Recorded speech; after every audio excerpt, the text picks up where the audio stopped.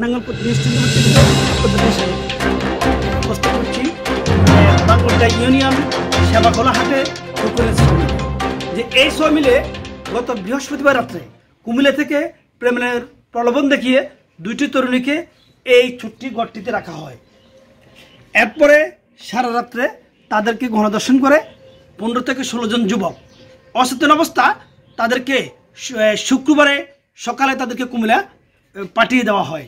আমরা যেটি জেনেছি স্থানীয় সূত্রে এবং বিশ্বস্ত সূত্রে যে এই সব মিলে বিভিন্ন ধরনের অনিয়ম, মাদক এবং বিভিন্ন ধরনের নারী দর্শন এই জায়গাতে হয়। এই ছোট্ট ঘরটিতে দীর্ঘদিন ধরে তারা এই অপকর্মগুলো করে আসছে। তো এটা আমি আসলে আপনাদের দেখানোর চেষ্টা করতে এই যে এখানে দেখেন অনেকগুলো রশি আছে এবং দেখা যাচ্ছে যে এখানে সিগারেটের এই যে মাদকের যে সবল এবং এই মহিলাদেরকে এই রাতভর দর্শন করে তাদেরকে অচেতন অবস্থা কুমিল্লা তাদেরকে প্রেরণ করে।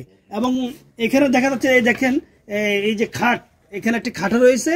এই খাটটি আপনাদের দেখানোর চেষ্টা করছি।